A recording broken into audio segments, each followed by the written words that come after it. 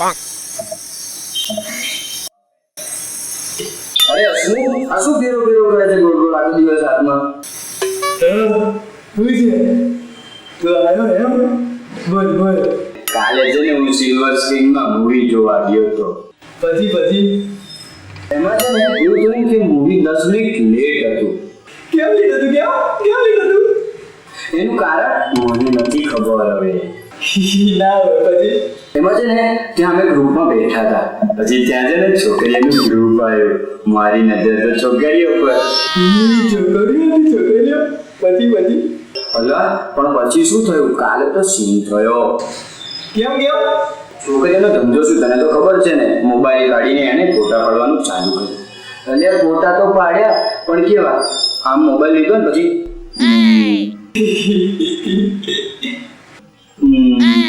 પછી મને વિચાર આવ્યો, મેં કીધું આ બેનને કંઈક લોચો લાગે છે.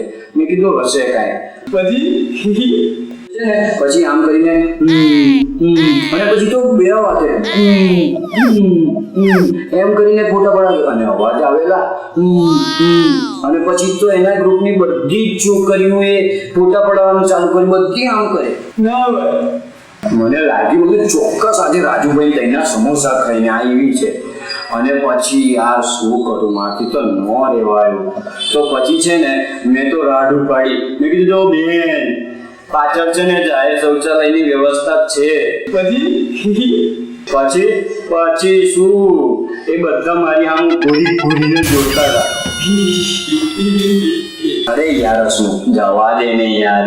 આ કેવા ફેસ ના બધા શું પેલું શું કહેવાય પાઉ